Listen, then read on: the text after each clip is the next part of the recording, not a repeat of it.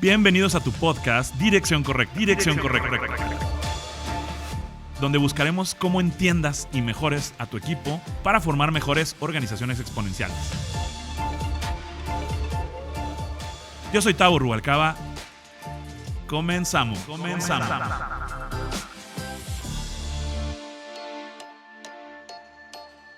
Bienvenidos a su podcast en Dirección Correcta con Octavio Rubalcaba. Qué bueno que están aquí, me da mucho gusto verlos de nuevo. Y les quiero decir que hoy tenemos un invitado especial. Ya después de un tiempo retomando contenido, abrimos con broche de oro.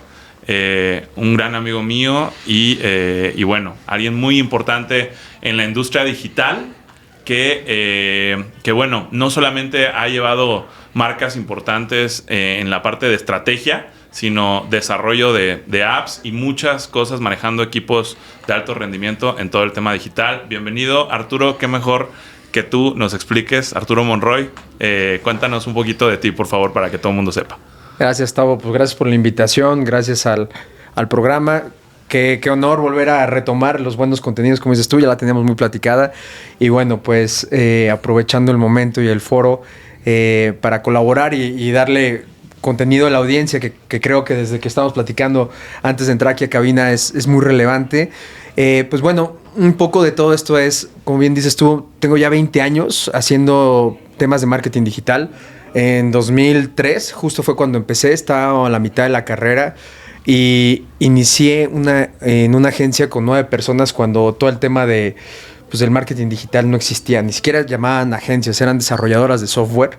Y lo que empezamos haciendo fue una página web para actualizar lo que era la cartelera del cine, ¿no? Ya. Entonces, te puedes imaginar que este fue el principio, y me gusta como contarlo así porque esta parte del storytelling de cómo fueron sucediendo las cosas.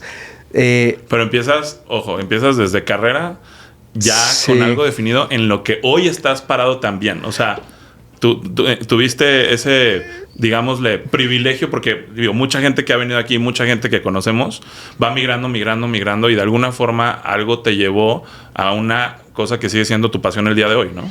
Sí, mira, la verdad es que un pasito atrás las cosas no eran tan miel sobre hojuelas y lo voy a contar así. Yo siempre quise ser, cuando, no sé si se acuerdan las horas que le dedicaban a ver, cuando había muy poquitos canales en televisión y no había tanto contenido, yo veía mucho MTV. Me encantaba ver MTV por los videos. Claro. Justo ya viera la música. Yo no era tan pegado a estar en la radio grabando en el cassette. Más bien para mí fue como la revolución cuando ya llegó el CD y podías grabar lo que tú quisieras. Pero MTV para mí era como la referencia. Yo siempre dije que quería trabajar en MTV. Entonces ya después empecé a preguntar y dije, bueno, pues ¿qué hay que hacer para ser un VJ o para estar ahí generando los comerciales y todo eso? Y me dijeron, no, pues tienes que estudiar publicidad.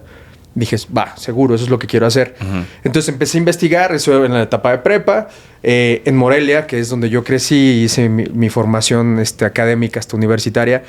Pues no había nada de publicidad. Lo único que había era en Guadalajara y había conseguido una beca por el voleibol. Jugué voleibol 3 años. ¿Y eso te ayudó? Eso me ayudó. Pero al final no estaban bien las cosas económicamente en casa. Mi papá no me pudo mandar. Y me dijo, pues ¿sabes qué? Pues es lo que hay ahorita en Morelia. Y estudié administración de empresas. Solamente el último semestre tenía algunas materias de publicidad. Okay. Entonces, pues fue como una frustración tener que estar en eso porque yo iba a ver lo que me gustaba hasta el último semestre de la carrera. Y previo me tenía que echar contabilidad, estadística y todas las cosas aburridas. Sí, pero a ver, si al final de cuentas, o sea, tú querías estudiar publicidad y estudiaste LAE, ¿no? Administración de empresas. Así es. ¿Y cuál fue esa razón en sí? O sea, ¿a poco una carrera costaba diferente que la otra, güey? Pues no, lo que pasa es que más bien me tuve que quedar en una escuela pública porque en ese momento no había esa carrera. Okay. Entonces me tocó estudiar lo que había. Y era mi papá me dijo, pues, es lo que hay y hay que entrarle. Claro. Pasó un semestre y yo dije, oye, papá, pues, ¿qué onda? Pues no, todavía no. Tercer semestre. Me dijo, ¿sabes qué? Pues yo creo que más bien ve tomando responsabilidad de tu futuro y no la pongas en mí. Esto es lo que tienes que hacer.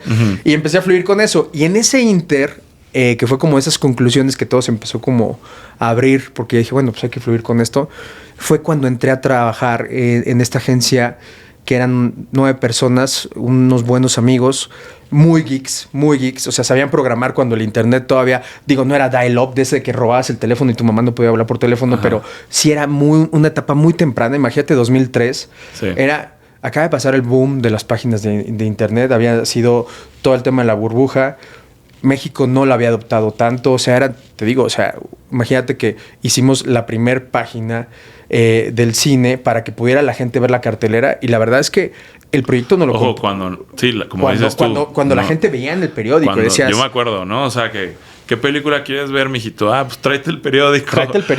El periódico era el canal número 1. Que sea, ¿no? Exacto, o sea, era el canal. Y no sé, creo que salía la cartelera toda la semana, una vez a la semana, creo. Así es. ¿no? Entonces, sí, o sea, no existía eso. Todo el mundo se quería ir al cine.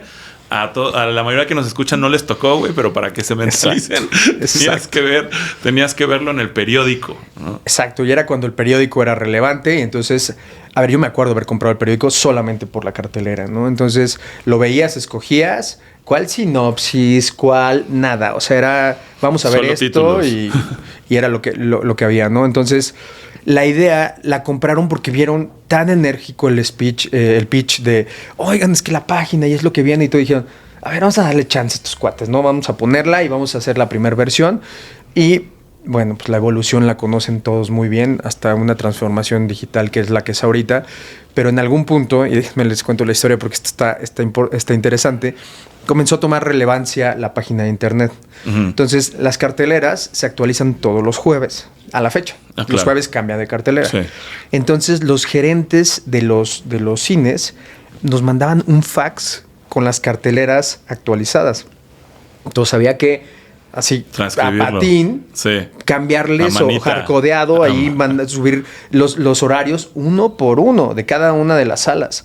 No había tantas hace 20 años, pero de todos modos acabas haciendo una super talacha. Claro. Entonces, conforme empezó a tomar relevancia, pues ya en el escritorio los días jueves teníamos un bonche de hojas para poder capturar todo y dijimos, es que esto está imposible, no vamos a poder hacerlo. Y fue cuando empezamos a desarrollar un módulo de administrador de contenidos y a mí me tocó capacitar a todos los gerentes de todos los complejos de toda la República. No sabían, prácticamente, la gran mayoría no sabían nada de digital. Entonces era, a ver, mándame un screenshot, o sea, ¿qué es eso? Mandaban con la cámara, ¿te acuerdas? La Sony tomaban una foto y me mandaban un JPG por ahí. Y bueno, fue toda una revolución que nos tocó vivir y como dices tú, a lo mejor muchos dicen, en serio, antes el periódico, o sea, antes era mucho más arcaico y obviamente lo que tenía que ver en digital antes era pues nada con lo que conocemos hoy en día, ¿no? Entonces, esa me gusta platicarla mucho porque me tardé años, la verdad es que odié a los gerentes porque no sabían hacer nada y yo ya estaba desesperado porque tenía que cubrir con el curso de capacitación, pero era como ir automatizando todo eso que antes se hacía a mano, ¿no?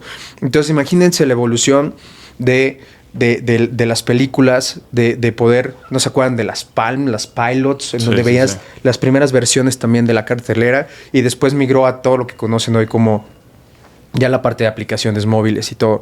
Desde esa perspectiva me tocó vivir como toda la transformación digital de muchas empresas grandes y me tocó verla desde la gente que inició en los primeros eslabones, pues a puro pulmón, porque ahorita ya las decisiones se toman estratégicamente desde los CEOs o los CTOs o el de e-commerce o las especializaciones, pero antes había que remar contra toda una cultura organizacional porque las cabezas no tenían esa madurez de implementarlo y creían que era dinero tirado a la basura. A la fecha, de hecho, un poco ahorita vamos a tocar ese tema, pero entonces íbamos hombro con hombro de abajo de la organización hacia arriba, empujando a vender los proyectos porque había quien sí lo creía, pero si no tenía el poder, el presupuesto y el timing, híjole, casi siempre acababan siendo un fracaso, ¿no? Entonces, son historias para mí de éxito que me parece pues muy loables contarlas, pues fueron muchos años, Tavo, muchos años. No, y que seguramente había tan poca fe en ese entonces en esa área,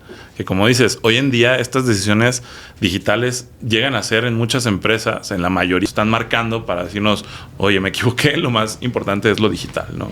Totalmente. Y bueno, ese fue un primer ejercicio, porque bueno, de donde soy, que es Morelia, no había tampoco muchas empresas en donde pudiéramos empezar a hacer este tipo de implementaciones digitales. Y hubo un punto en donde empezamos a crecer Y para ese punto a mí me tocó, yo llevaba toda la parte de las riendas comerciales. Y en ese entonces, pues, ¿qué sigue? Ciudad de México. Ciudad de México era como, digamos, como pues, la capital, donde estaba la gente, donde había presupuestos Sí. y donde la gente entendía un poco más. Presupuestos y empresas, ¿no? También. Presupuestos y empresas, o sea, y al final ayudaba mucho que los corporativos venían con lineamientos globales, entonces tenían que sí o sí hacer implementaciones del tamaño que fueran, pero digitales, ¿no? ¿Y cómo fue eso? O sea, supongo que tenían clientes de empresas nacionales y transnacionales, ¿no? Así es. Esa toma de decisión, ¿sí había, o hoy en día, si hay una diferencia o no tanto? A ver, sí, y me voy a regresar un pasito atrás, que era lo que te quería contar. Cuando crecimos, empezamos a crecer porque un cliente, por así decirlo, nos cobijó en esa transformación porque iba creciendo a ese ritmo, ¿no? Afortunadamente creció a ese ritmo, entonces nosotros pudimos crecer junto a él. Lograron crecer juntos, ¿no? Y todo lo que hacíamos, pues brillaba, porque al final estaba apalancado con la parte digital. Pues mi siguiente reto fue, a ver, Arturo, pues aquí en Morelia le vendimos a todos los cuates, a los hoteleros, a los a los de las panaderías, pero me acuerdo que era hosting, una paginita web, servicio de correo. No sé, ¿te acuerdas? Había desarrollo en Flash, los banners en Flash. Sí, claro. A mí me volvían loco porque era donde podía sacar mi creatividad y ahí me ponía a hacer ideas. Nunca, si hubieran hecho un click to rate ahí de evaluación, hubiéramos reprobado seguro porque era puro dibujo, pero realmente no convertía. Pero entonces el Killer Pollo estaba en Flash. Killer Pollo está hecho en Flash. Tal cual. Yo me encantaba Killer Pollo. Haz un truco, morro. Entonces me tocó irme a la capital a vender mis credenciales con una sola marca. Y tenía marcas que cuando decía, sí, Villa San José o Trico, no. ¿De qué hablas? O sea, imagínate en la capital, sentándote en empresas ya corporativas.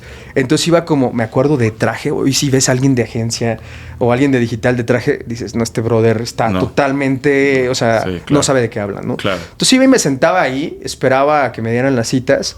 Iba con mi presentacioncita en PowerPoint súper piñata, porque la verdad la vi hace un tiempo y dije, no sé cómo salía a vender con eso. O sea, tenía mucha autoestima y mucha fe en lo que hacía. Y pues llegaba y los directores de mercadotecnia me decían, a ver, ¿qué has hecho? No, pues esto. ¿Y qué más? No, ¿quiénes son esos? No, pues esto y tal. ¿De dónde eres? Pues de Morelia. O sea, ¿no los ubicaban? De provincia. Hace 20 años. Sí, claro. 15 años. No. Ok. De provincia. Entonces me peluceaban. Me decían... No, me refería a las empresas con las que habías trabajado locales. No, sí. Bueno, de Morelia. con las tres grandes sí, pero las chiquitas... Sí, las tres grandes sí, pero... Un director de mercadotecnia en la Ciudad de México no sabía quiénes eran. No. Claro. Y la verdad es que también son un poco con el ego alto, entonces te peluceaban, ¿no? Entonces llegaban y decían, no. Entonces, pues yo no desistía. Yo tenía que traer clientes de la Ciudad de México, de la capital. ¿Y sabes qué hice? ¿Qué? Me hice cuate de las secretarias. Ok. De las secretarias ¿Cómo de los te haces cuate de directores. las secretarias? Pues cayéndoles bien. O sea, al final me veían, decían, pobre chavo. Pues imagínate, tengo 41, hace 20, pues tenía 25 años, ¿no? Ya. Entonces llegaba y como que me veían muy insistente. Y la primera chava, Alejandra, me acuerdo, como que se compadeció de mí haber dicho, este cuate, pues está desesperado, Cosita, ¿no? O sea, pobrecito. está chavito. Hay que ayudarlo. Me dijo, vente de 4:30 a 5, que es cuando tiene chance, ya comió, no está tan acelerado. Háblale, me acuerdo que me dijo, de Jeeps, háblale de golf. De hecho, fue una de las cosas por las que empecé a jugar golf. Y háblale del Pumas. Le dije, ¿te gusta el fútbol? Le dije, sí, háblale de Pumas. Y ya después le hablas de lo demás. Y va a decir como... Oye, ¿le llevaste sus chocolatitos después a la...? Claro, 3, 4 veces. ¿Cómo se llamaba? Está Alejandro. Ale. Sí, entonces me dio chance de sentarme y me di cuenta que las secretarias tienen mucho más poder del que uno creyera, ¿no? Claro, porque claro. son la puerta de entrada a la agenda de quien toma decisiones, y en la medida que como platiques, pues es como te van a tomar en cuenta, ¿no? Entonces, no traía mucho en el morral, traía un proyecto o dos interesantes, pero logré también caerle bien a este cuate y nos dio una oportunidad, y claramente puse todo mi esfuerzo y todo mi corazón en ese proyecto, y a la fecha nos seguimos hablando y seguimos presumiendo de ese gran proyecto. Ese gran proyecto, me acuerdo, es Ahorita es de Pepsi, pero es con Geusa. No sé si se acuerdan de la marca, se llamaba Santorini, que ahora ya se llama Epura. Sí. Se consolidaron, se fusionaron las marcas.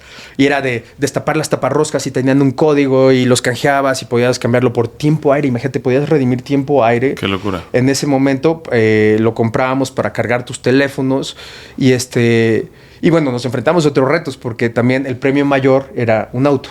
Okay. Si sacabas en los brackets de premios... el que se sacó tu prima, ¿no? Sí. No digas nada, por eso se cayó el caso de éxito.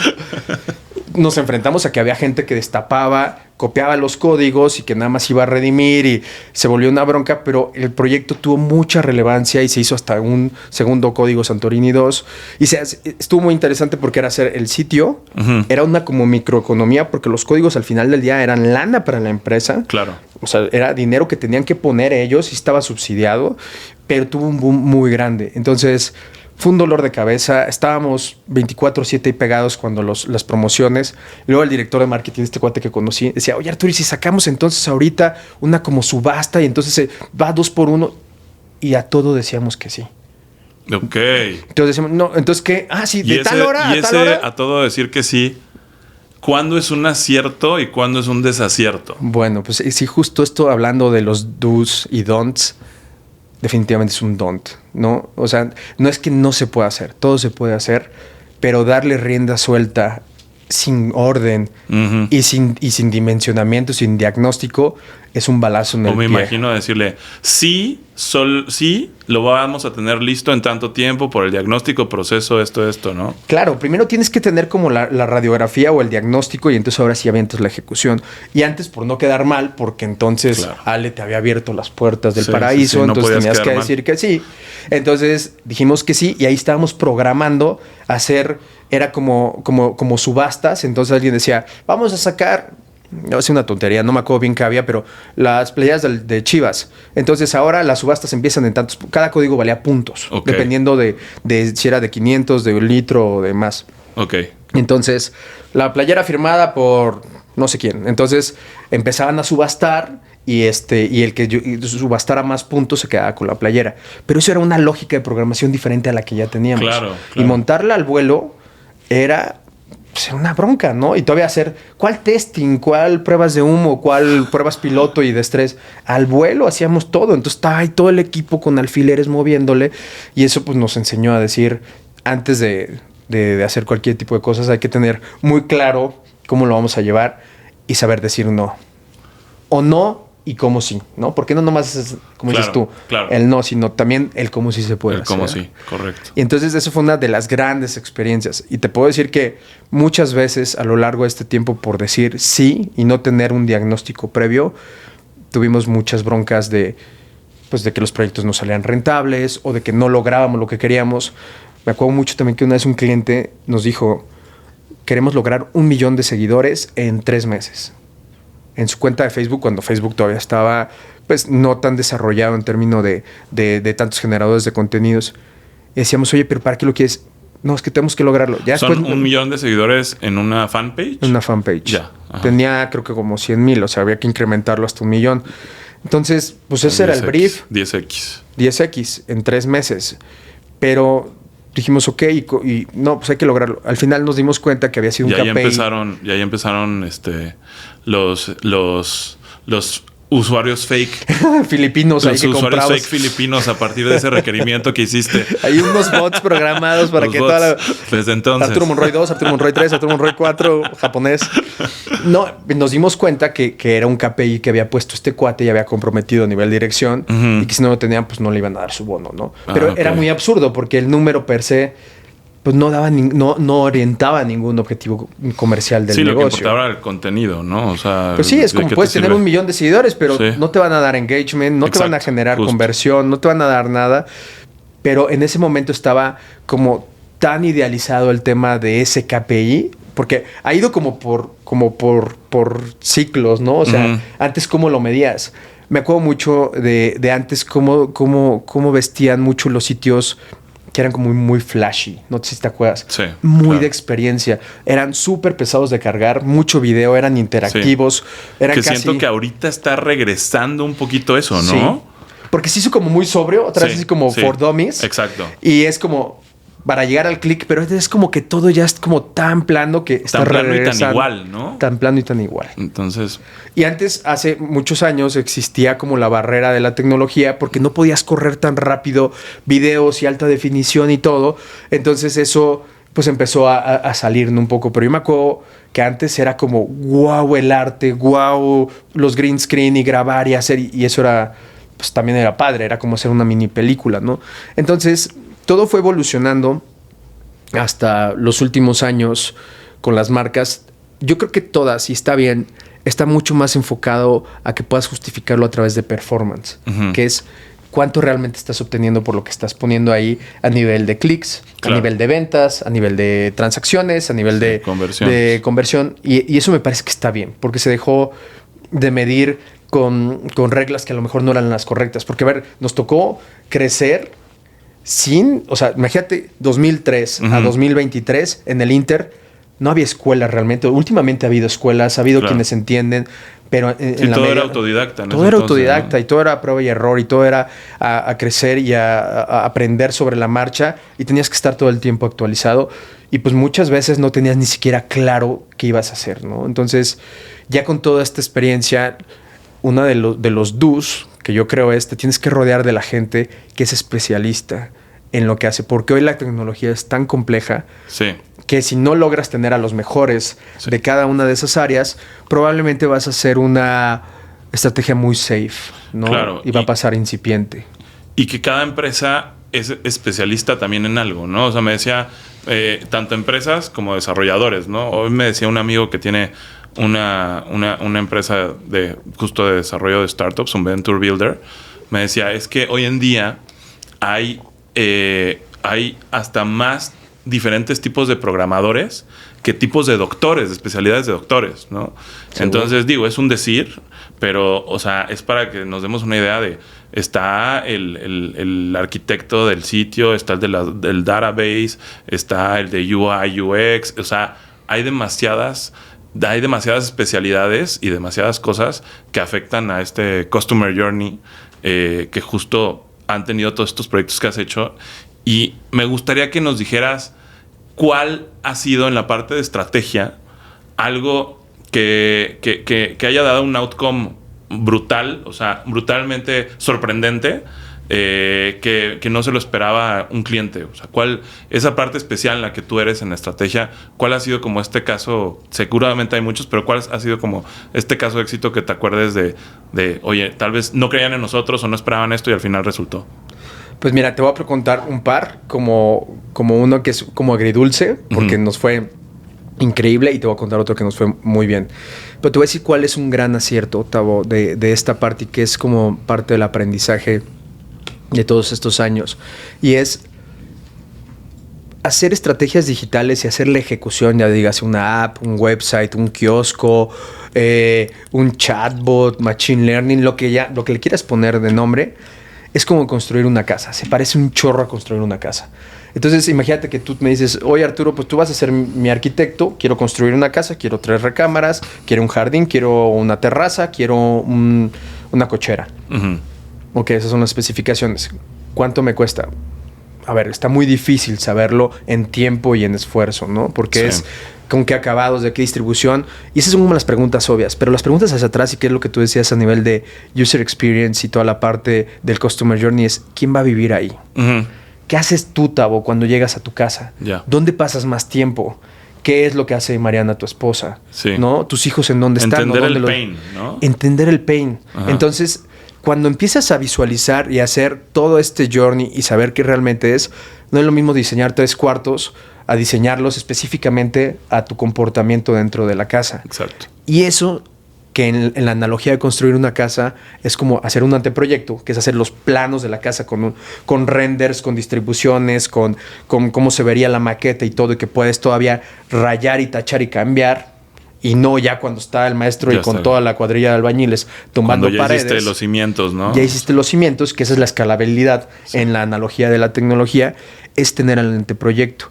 Entonces, a nivel tecnológico esto es como un diagnóstico previo, que es como un descubrimiento tecnológico, o sea, es como un descubrimiento de decir, a ver, vamos a hacer el anteproyecto, que es como un diagnóstico, y decir, vamos a hacer tu requerimiento, pero desde la perspectiva de briefing de un usuario que lo va a usar, no desde la perspectiva del dueño del negocio. Claro. Porque entonces sí vamos a diseñar. Sí. ¿Quién es el cliente del proceso, ¿no? ¿Quién es el que lo va a usar? ¿Quién es el que lo va a usar? Entonces, ¿para qué le va a servir? Exacto. Entonces, desde esa perspectiva, haces los planos de la casa pensado en quién lo va a usar y empiezas a tirar todo el requerimiento, lo dejas muy claro y entonces el usuario, el stakeholder y el usuario per se, puedes todavía hacer pruebas y borrar y volver a maquetar los mockups y a hacer la parte de diseño. Y ahí tú tuviste que hacer en friega con metodologías ágiles, ¿no? Seguramente, y entender cómo desde el boceto, cómo lo van a usar para no construir la casa y, güey, pero es que a la mera hora el balcón no era aquí, era acá porque la persona sale por acá, ¿no? Exacto. Y mira, sabía cómo tenía que suceder y con el equipo lo llevamos de alguna forma como empírica, pero luego nos apoyamos en herramientas que ya tienen mucho tiempo y que nos ayudaron a perfeccionarlo. Ágil definitivamente fue una idea y es la forma en la que hoy se ejecuta y es la forma, desde mi perspectiva, es la mejor.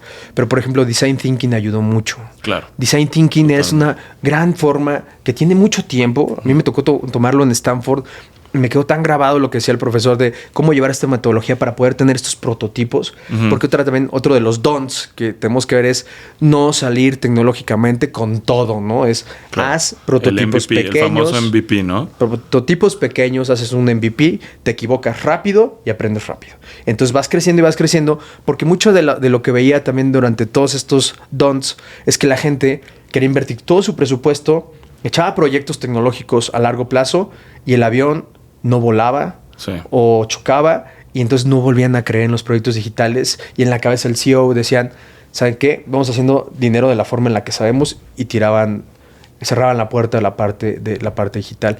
Entonces, cuando tienes el anteproyecto, que es este requerimiento, que es un super brief aterrizado con punto y coma de lo que va a suceder y nutrido de los especialistas y de los usuarios, es como cuando yo llegara y, Tavo, tu casa se va a ver así, estos son los acabados, estos son los colores, estos son los espacios, o sea, el render en 3D, ¿sabes? Para verlo y aparte la maqueta. Casi. Aquí hay una explanada donde te dibujé cómo van a estar las paredes.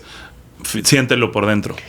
Tal cual. Entonces ya tienes mucha claridad, porque otra de las cosas que pasaba es que los clientes veían los desarrollos y los proyectos tecnológicos como cajas negras. No sabías qué ibas a obtener. O es más, en tu mente creías que la app iba a funcionar de una forma, pero llegaba el día de la entrega y ni estaba y ni se parecía a lo que tú te estabas imaginando, ¿no? Claro. Entonces, eso eran de los grandes fracasos y ya con este análisis previo, que es como hacer el anteproyecto, pero de manera digital, tienes mucha claridad. Entonces, eso fue uno de los grandes aciertos que se vivieron a lo largo de este tiempo. Y ahí vino otra vertiente que me empezó a apasionar mucho, que fue la parte de los startups. Ok. En la parte de los startups llegaban jóvenes con ideas, jóvenes como si tú y yo estuviéramos viejos, ¿verdad? Bueno, es que ya estamos un poco ya cuarentones, pero... Híjole, güey. Sí, creo que sí. ¿Qué te digo? Pero bueno, llegaban chavitos de 18, 19, 20 años con ideas muy frescas que la verdad me acaban de hacer un chorro de sentido. Y que, a ver, seguramente las habías pensado. Por ejemplo, alguien... No está pasado, pero dice, oye, debería haber el Uber de los yates. Claro, seguro, porque son yates que están parados. ¿Se escucharon para Huetzican? Sí, ok, bien. Pero sí, perdón. Entonces llegó a platicarlo este cuate, sabía que la idea funcionaba, tenía el capital. ¿Que te busquen a ti para hacer el Uber de los yates? Que me busquen a mí. Ya hay varios, ya he visto ahí un par, de hecho hay unos sonidos. Oye, no, el Uber de las pangas, güey. De las pangas. Ándale. Pangas, compadre.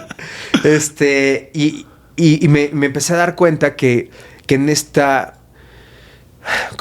emoción y en pues toda la energía que tenían las startups, porque al final del día crecen con una idea, están en capital semilla o pre-semilla, traen muchas ganas. Digo, este cuate de los yates traía lana, pero me tocó ver cuates que traían toda su energía, toda su intención y todo su tiempo en eso, y me empezó a enamorar mucho más la idea de sentarme con ellos a construir cosas, a que ya un gigante global, que no está mal, ¿no? Ujú, Pero que ya sí. están muy maduros digitales, que van ¿De caminando dónde como crees gran monstruos. que viene eso? O sea, de lo que acabas de decir.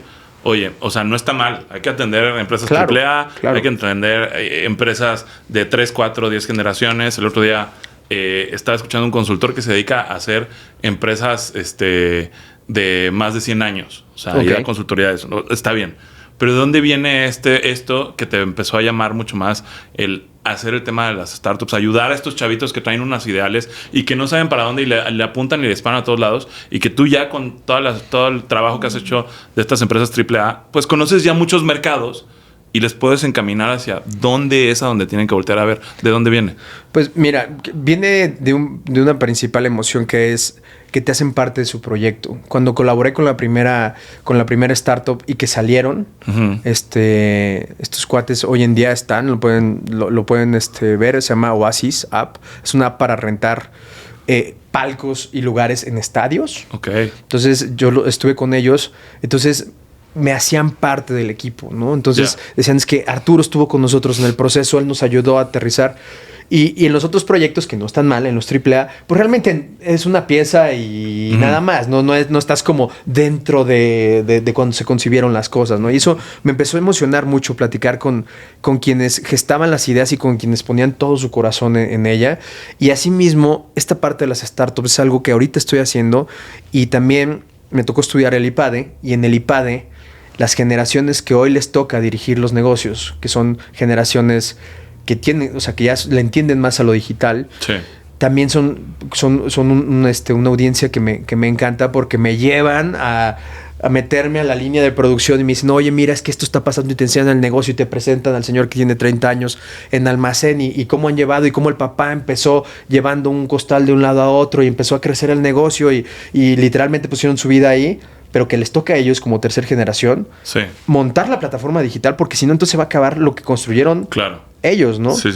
Esta cercanía de sentarme con los dueños y como verlos como amigos y como parte del proyecto y que sé que es para ellos, a ver, es una carga generacional, lo digo en el buen sentido, es una responsabilidad gigantesca que tienen que sacar adelante, me parece muy emocionante. Entonces, como dices tú, no es que discrimines, pero sí ahorita me estoy enfocando mucho a las empresas medianas, grandes, de como las del IPADE, dándoles consultoría y consejería, y las startups también me emocionan mucho.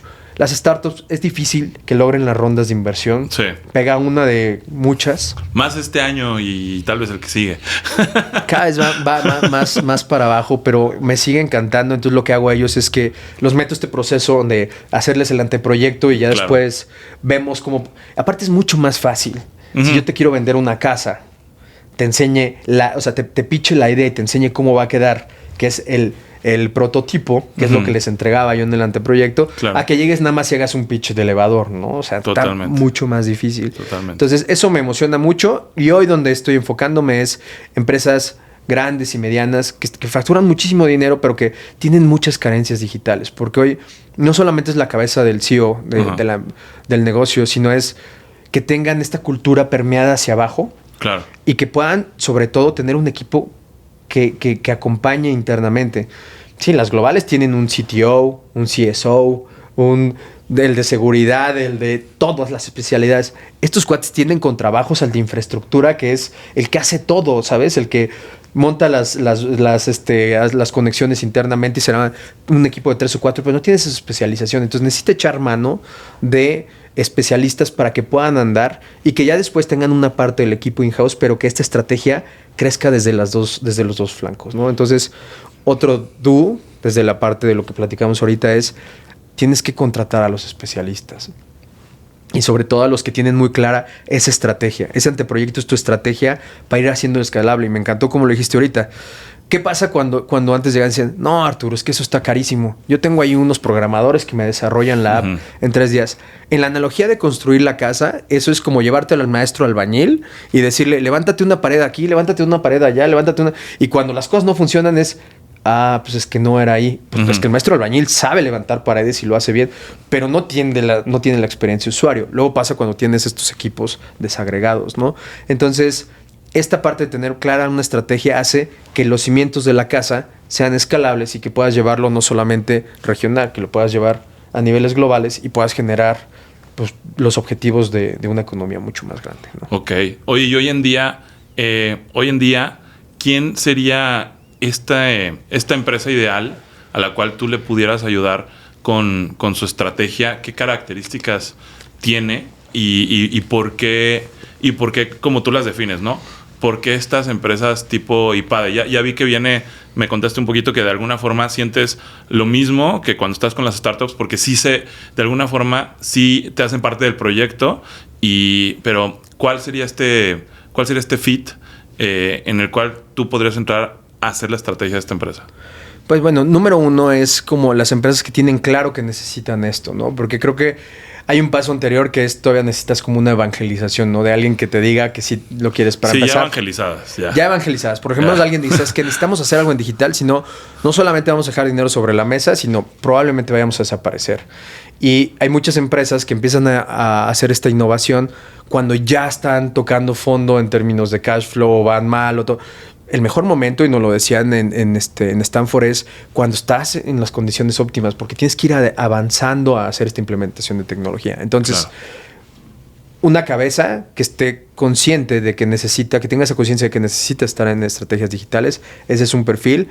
Empresas medianas o grandes que pueden facturar, no importa, o sea, más de 100 millones o de 1,000 millones, pero que al final del día tengan dentro de su proceso estas, digamos, que no estén maduras digitalmente para poder acercarse a sus usuarios, a sus procesos, a sus automatizaciones. Entonces, ahí cabe, porque otro de los don'ts es querer hacer tecnología from scratch. Eso no funciona tampoco. Hoy la tecnología ya está. Es mucho más fácil tener la visión de cómo pegar la tecnología para que te dé resultados a querer ser trajes a la medida todo el tiempo. Y ya hay 1,000 integradores, ¿no? 1,000 integradores. Que se comunican con ya soluciones hechas para poder, como dices tú, algo muy importante, el que entiendan estas empresas cómo traer a sus usuarios más cerca, ¿no? Totalmente. De forma digital. Y entonces, ya con esta cercanía, con una experiencia centrada en el usuario, entonces ahora sí puedes tener la base para explotar todo lo que está ahorita en tendencia, que es la inteligencia artificial, toda la parte de los datos, y que puedas entonces ahora sí ser un referente. En la línea de innovación decía, seguir haciendo las mismas cosas, hacerlas de una manera optimizada. Uh-huh. A la mitad es hacerlos de una manera diferente y la otra es completamente hacer algo disruptivo, ¿no? Entonces, para poder llegar al último punto no puedes hacerlo de golpe. Tienes que empezar a hacer estos pequeños escalones y tienen que tener las bases tecnológicas, pero son reales. Y entre más tiempo te tardes en hacerlo, más tiempo vas a tardar en estar ahí, ¿no? Claro. Oye, Arturo, hay algo que yo te quiero preguntar. Ya teniendo este acercamiento con todo tipo de empresas, desde startups hasta estas empresas que defines tú, tipo IPADE, hasta empresas AAA que trabajaste con ellas mucho tiempo, ¿cómo ellos, cuáles has visto que son las mejores prácticas con las cuales empoderan a sus líderes e integran los equipos? Más cuando vemos que, lo voy a decir tal cual, más cuando vemos que muchas veces los desarrolladores pues no son, a veces son difíciles, claro, ¿no? Digamos, ¿no? Claro. Se sabe en la industria, pero bueno, ¿cuál has visto que han sido las mejores formas de empoderar a la gente? Es una buena pregunta y hay una práctica muy buena. Todas las áreas son muy celosas en la parte, sobre todo digital, de sus canchas, ¿no? Uh-huh. O sea, claramente los programadores tienen un lenguaje muy diferente al de mercadotecnia. Correcto. Y ese bridge entre ellos es donde tú juegas bien. Hay que jugar muy bien de interlocutor. Tienes que contratar 5 traductores. 5 traductores para ponerlos. ¿Cuál es una forma muy práctica de poner a todos en el mismo lenguaje? Esta parte de hacer el diagnóstico o el anteproyecto, cuando viene un tercero y junta a las áreas, a estos stakeholders, a estas diferentes áreas, y pone el proyecto, o sea, pone el objetivo del negocio prioritariamente, obviamente con toda la autoridad del director general, tú lo que haces es que empiezas a involucrar a las áreas. Uh-huh. Entonces empiezas a hacer el diseño en la casa con el input del área de TI, con el input de mercadotecnia, con el input de contabilidad, con el input de todos. Y se entrevistan a todos. La casa empieza a tomar la forma de lo que necesitan todos, porque les va a servir a todos, porque son presupuesto de todos.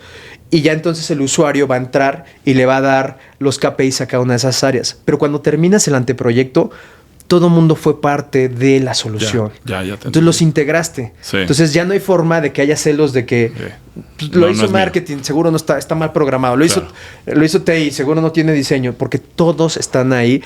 Y es esta parte de poder decir, tenemos un mismo objetivo y vamos a hacerlo juntos, ¿no? Sí. Y bajar la guardia y los egos y decir, señores, somos el complemento unos de otros y nosotros, en este caso yo y el equipo, pues somos los facilitadores. Ustedes son los expertos de su negocio. Nadie sabe más del negocio porque son ustedes, ¿no? Nosotros somos los facilitadores para ir pegando esas piezas y ustedes son los dueños. Entonces ya ahí todo el mundo baja la guardia y enfundan las espadas y el proyecto sale porque está validado por todos. ¿Y cuántas veces no ha pasado que sale al aire y es como... Oye, nadie nos preguntó, oye, nadie nos dijo. Y entonces tarda más tiempo en salir propiamente de la empresa que con los clientes, ¿no? Sí, que los que no les tomaste la opinión tratan de boicotearlo por el mismo motivo, ¿no? O sea, sí es importante escuchar todas las áreas y que sientan que aportaron. Totalmente. Entonces, cuando entra un ente diferente, que en este caso somos nosotros con el equipo, pues no hay conflicto de intereses porque somos un agente externo. Entonces nosotros lo que hacemos es como los juntamos, mediamos, los empezamos a meter al proceso de design thinking, empiezan todos a colaborar y se dan cuenta de que uno no es tan importante como todos juntos, ¿no? Claro. Entonces en esa forma nos ha funcionado muy bien. Genial. Oye, y ya tomando en últimos temas, Arturo, ¿cuál has visto tú? Me interesa mucho esto que siempre pregunto. ¿Cuál has visto tú que han sido también las formas en las que los equipos o tú como encargado de equipos logras ser mucho más productivo? O sea, tanto herramientas, metodología o en tu día a día o en tu vida diaria también. ¿Cómo sientes tú que te vuelves más productivo? ¿Qué haces? Mira, algo que funciona muy bien es definitivamente... dejar que los expertos hagan lo que son expertos y eso incluye tomar decisiones porque yo no puedo decirle al experto UX cómo es la mejor experiencia. Él es el experto y yo claramente respaldo eso, igual el que programa, igual el que integra y igual el que hace todo, y tiene que haber un nivel de madurez y como de autodirección de cada uno de los recursos, porque es como ya sabemos qué tenemos que entregar, sabemos qué hay que entregar, en qué tiempo. Tú hacia atrás hazlo como tú quieras, tú eres el experto, pero todos están comprometidos y son súper puntuales con eso. Entonces, ellos tienen la última palabra en lo que son buenos, pero tiene que existir esta responsabilidad de que todos tenemos que ser impecables en nuestra responsabilidad. Y funciona muy bien. Entonces, ya hoy con el equipo la verdad es que está armado tienen un seniority muy alto. Okay. Y parte de seguir trabajando hacia abajo con las nuevas generaciones de programadores y todos, ellos se hacen como los mentores de los siguientes. Entonces, esta parte de enseñarles, de foguearlos y pues hacen un sentido de pertenencia y unas muy buenas mancuernas, pero la forma de empoderar un equipo es dándoles el poder de tomar decisiones y de correr riesgo juntos y respaldándolos, ¿no? Claro, saber delegar, ¿no? Y con sus decisiones. Así es. Y hoy estamos remotos. El equipo está en Ciudad de México, otro en Monterrey, otro en Estados Unidos. Sería irónico, siendo una empresa de digital, consultoría de tecnologías, que no estuvieran remotos, ¿no? O sea, totalmente. Que se extraña esto, ¿eh? La verdad es que es bastante... Sí, totalmente. Es bastante nutritivo hacerlo. Lo hacemos poco, pero también tenemos que entender que pues hoy el mundo se desarrolla desde cualquier lugar que tengas donde puedas estar conectado, ¿no? Perfecto. Oye, Arturo, pues te agradezco mucho que hayas podido venir al fin a Guadalajara a grabar este podcast que, como dije yo, con broche de oro retomamos contigo. Muchísimas gracias y quiero que nos digas en dónde te puede encontrar la gente, redes sociales, correo, dónde te pueden encontrar todas estas empresas que quieren una estrategia digital o consultoría de tu parte. Bueno, pues al contrario, Tavo, muchas gracias por invitarme a tu programa. Ya lo tenemos muy platicado. Te pido que me vuelvas a invitar. Con sé mucho que tienes gusto. estos proyectos en puerta muy interesantes y bueno, encantado de poder sumar a esta conversación. Respecto a cómo me pueden contactar, estoy en LinkedIn, estoy como Arturo Monroy, Abunader. Estoy siempre ahí al pendiente, me pueden escribir directo y con mucho gusto interactuar. Y de todos modos, aquí en la pantalla les voy a dejar mis datos de mis redes sociales y también son otros canales de comunicación. Con mucho gusto si puedo aportarles algo. Pues muchas gracias. Muchas gracias, Arturo. Muchas gracias a todos ustedes por retomar este podcast y nos vemos pronto en Dirección Correcta. Saludos. Este fue tu podcast, Dirección Correcta, donde buscamos convertirte en el mejor director consciente. Yo soy Tavo Rubalcaba y te espero en el siguiente aprendizaje.